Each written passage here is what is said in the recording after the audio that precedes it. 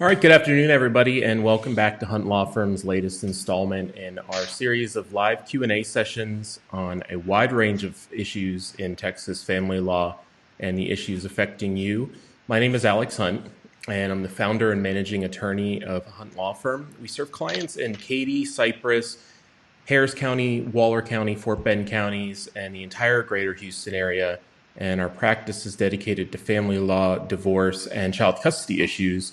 And today we're covering a really important topic, family violence in Texas. During the COVID-19 pandemic and the related stay-at-home orders, there's been a really unfortunate spike in the number of family violence incidents in our area and around the country. And today I'll be joined by attorney Maisha Colter of the Aid to Victims of Domestic Abuse, AVDA.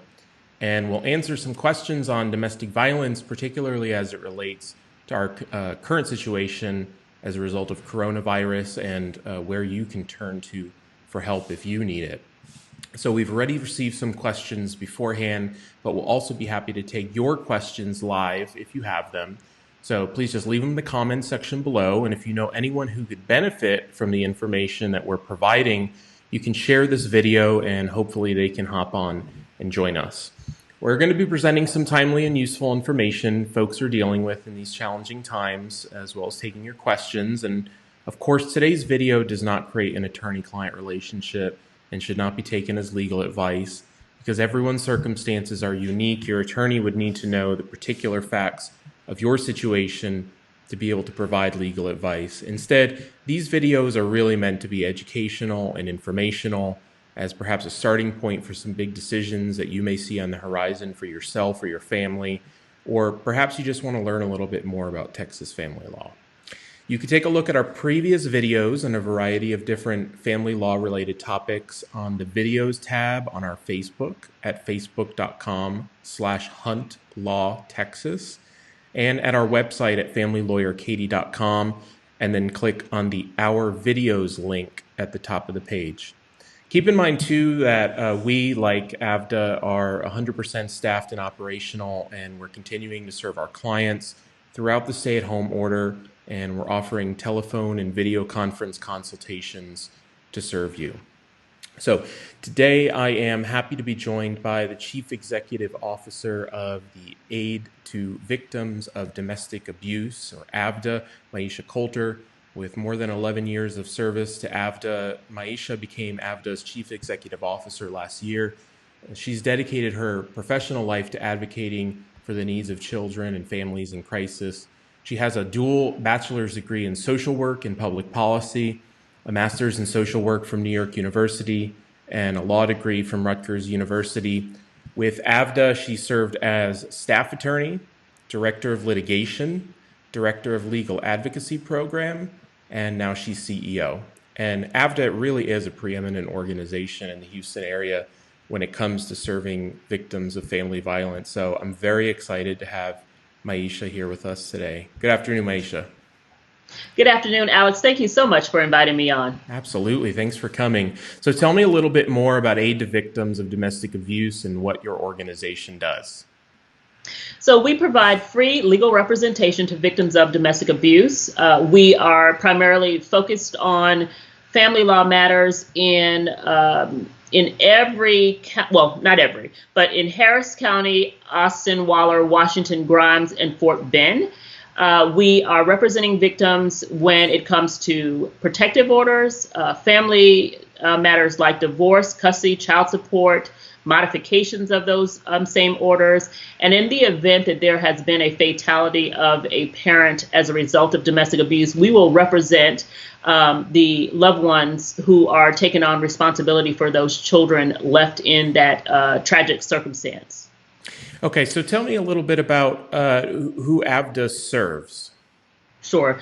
We primarily serve low-income survivors of domestic abuse. So that means that the individuals are within the federal poverty guidelines of income status. So they are not earning a whole lot of money, and they don't have the ability to pay an attorney to represent them in this fashion as far as a legal matter is concerned. That being said, we do have a small contingency of clients that we serve who are what we call low low bono, meaning that they are responsible for costs associated with their litigation because they are a little bit above the poverty guidelines and cutoffs that are established by most legal aid organizations in the United States. Okay, so I know that you kind of came up through the legal side of AVDA, but AVDA does a lot more than that. That is correct. What kind of services does AVDA provide? So in addition to the legal representation, we also provide the Battering Intervention and Prevention Program, and that is a program that targets the identified perpetrator or abuser in a relationship. Most of the individuals that come to us for the BIP program are with us as a result of being convicted of a family violence crime. So they may have a misdemeanor assault to a family member or a felony assault to a family member. And as a consequence of their adjudication for that event, they are required to attend BIP. BIP is a psychoeducation program. It lasts for a period of 18 weeks minimally.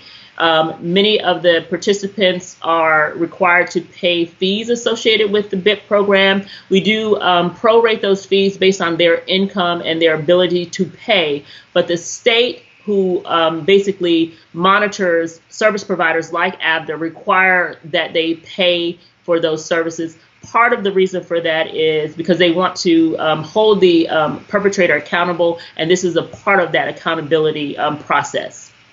In addition to BIP, we have trauma counseling services. So we actually provide free counseling to individuals as well as groups, and that's for both adults and children that have been impacted by domestic violence. All right, that's terrific. And what effects have you seen during this pandemic and the related stay-at-home orders as a result of COVID-19? Are we seeing more results in reports to the police of family violence and increase of protective order applications? What have you seen? So as it relates to the agency, AVDA, we have seen an uptick in our applications for services related to protective orders. We have calculated since the beginning of March an uptick of about 7 to 10% in the number of applications. We did it month over month, and we did it year over year. So, for example, what we saw in March of 2019 versus what we saw in March of 2020, as well as what we saw in February over what we saw in March and then April. And we're continuing to monitor those numbers. In addition to our recognition of an uptick in numbers, we're also hearing from our community partners as well as law enforcement that the numbers of reports related to domestic abuse or calls to service where the police are called out because of domestic abuse have increased. And the number that has been put out by Harris County is about 37% increase in those types of calls. So what effect, if any, because I know that AVDA is instrumental, with the number of uptick of reports, AVDA is instrumental in serving these families that don't have any other place to go. What effect, if any, has COVID-19 had? And can you talk a little bit, before we jumped on camera, we talked a little bit about kind of what y'all have done in order to make sure that your clients, you're still accessible to your clients, you're still serving them. Sure. So we took a lot of effort and time to adjust our ability to communicate with clients, going from using these Zoom and different mediums to be able to communicate with people. We made sure that we have all of our applications PDF fileable so we can email documentation to people. We still do send out mail to clients once they get attached to us, but we try to communicate electronically. We have all of our BIP classes still being served online now through the Zoom calls. Our trauma counselor is doing telehealth, so she is seeing clients, and her numbers have increased substantially as well. So she is actually on a wait list right now, and we are contemplating hiring another trauma counselor on a contract basis to help, again, address the need that's being acknowledged by the community, so that we can at least, at a minimum, have conversations with people and give them tools to help them with their mental health as they go through this pandemic and are impacted not just by the pandemic, but obviously by domestic abuse. Yeah, and that's one of the things that I hope that folks take away from this is that, even though we might not be in the office 100% of the time, AVDA, Hunt Law Firm, a lot of other, places where folks can turn to for help, we're still here.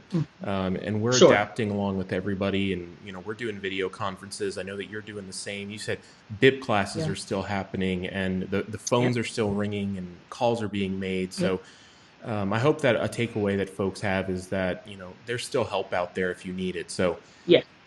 that goes into my next question. What are some steps that folks can take if they do feel threatened? Sure. So if a person is experienced domestic abuse in their home, and let's say, for example, that they are in a shelter in place, responding to a shelter in place order and still living with their abuser, one of the things that we're encouraging people to do is to try to have some type of minimum access to the outside community, whether it be, using your phone, texting, using and accessing social media, email, and those types of things to communicate outward. Our office takes calls. We have a hotline here in Houston that is manned by the Houston Area Women's Center. There's a national hotline number that people can call to be able to get just a conversation going. And the most important thing that we encourage people to do is to have a safety plan. And safety plan doesn't mean that you have to leave the abuser that day, but what it means is that you look at your particular circumstances and you find ways to make yourself and your children safe in your circumstances. So we've been encouraging people who are sheltering in place with an abuser to have rooms within the house that they can readily access that might be something that they can lock really quickly, have a room or a space where there is not a lot of opportunity to weaponize something. So obviously the kitchen might be not a safe place necessarily. Right. When an argument or an interruption occurs, we're encouraging people to still take walks, go to the grocery store, do the things that you can do to separate yourself from an abuser. And also, because domestic violence is a crime of secrecy, the most helpful thing that a person who has been victimized can do for themselves is to share their situation with somebody that they trust, whether that be a loved one, a neighbor, someone that they, attend church with, some type of person who they can rely on in the event that they need to communicate for help, that person will be able to access the help for them. We talk about in our safety planning protocols to have code words that if you text to that trusted friend this particular code word, that they know that means that they must call law enforcement. That it is a trigger. So those kinds of things are ways that you can plan for your safety. And the call to us, 713-224-9911, would allow you to, at a minimum, have a conversation about safety planning. And then obviously, if you are ready to take further steps in your efforts to be safe and protective of yourself and or your children, then we can elevate that conversation and get you to the proper resources. Shelters are still open. We're helping with hotels in the event of an emergency, so we will pay for the costs associated with a hotel stay. The city of Houston has opened up a domestic violence awareness campaign that will allow some of the collaborative organizations like ABDA to help with hotel, and they've actually identified certain places that they will help to assist with financial related to hotel space. We have Uber on board with providing transportation in the event of an emergency. So connecting with an organization like ABDA may be the beginning of a real safety plan for a person who is experiencing the kinds of concerning behaviors that we recognize as being domestic abuse.